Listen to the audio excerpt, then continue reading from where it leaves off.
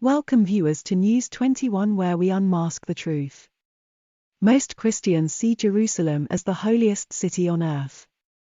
For them, it is the center of Christianity, but many later realized this thought isn't shared by Christians alone but by Muslims and Jews as well.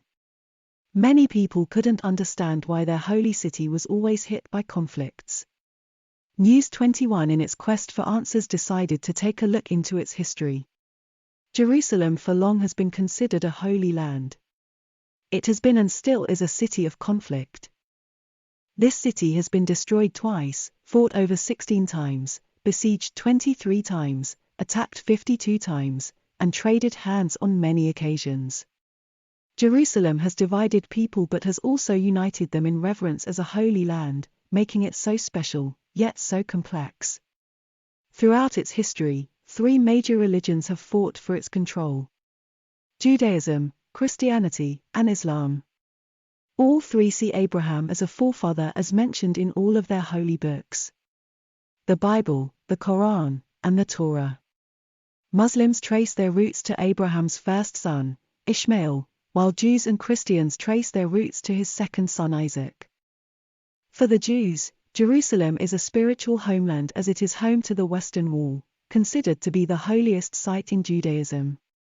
Jerusalem is also a holy sanctuary for Muslims.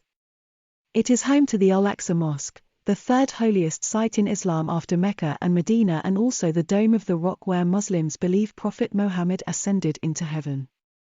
For Christians, this city is home to the Church of the Holy Sepulchre, where Jesus was crucified, buried, and resurrected.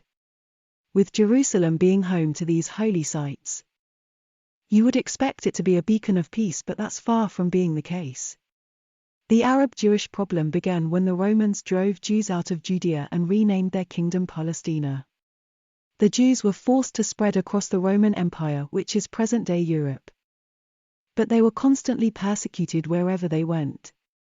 In the 11th century, the Jews were slaughtered by the Crusaders, who considered them to be the killers of Jesus Christ. In the 14th century, they were seen as the cause of the Black Death pandemic that killed over 200 million people. Their persecution went until the 19th century, when some Jews joined forces to form the Zionism, aimed at protecting their identity.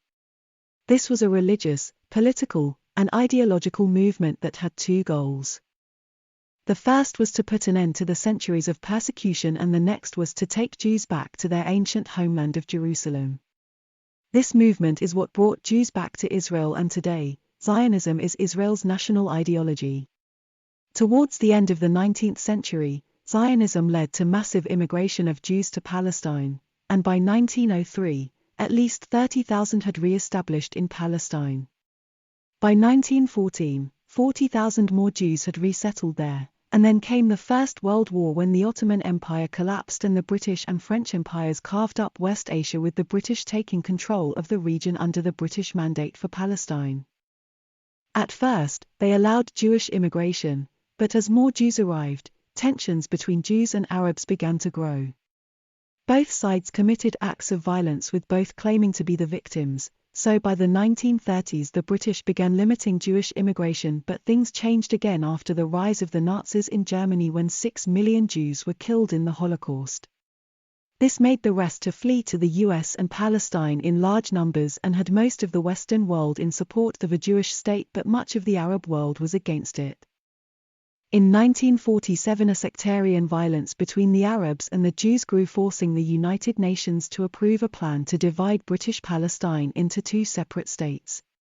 One for Jews called Israel and another for Arabs called Palestine. The city of Jerusalem was to become a special international zone because it housed the holy sites of both religions. This plan was a massive failure. First, the British failed to prevent the violence and then washed their hands of all responsibility. The Jews accepted the UN plan, and on the 14th of May 1948 they declared independence and formed a new state. The Palestinians saw this as a theft. They accused the Jews of stealing their land, and what followed was decades of endless fighting between the Jews and Arabs. In the last 70 years, there have been 8 recognized wars, 2 Palestinian intifadas, and a series of armed conflicts. Israel treated them as a do-or-die battle, and in each conflict, it gained more control over Palestinian territory. Today in 2022, all Palestinian settlements in East Jerusalem have basically been reduced to small ghettos. In 2021, an order to evict 6 Palestinian families from the Palestinian neighborhood of Sheikh Jarrah in East Jerusalem caused the Israeli-Palestinian conflict to resurface. Jerusalem once again was a city under siege. Buildings shocked, streets filled with troops, and missiles flew over the skies. This was one of the most intense hostilities in years, with the heaviest offensives since the 2014 Gaza war.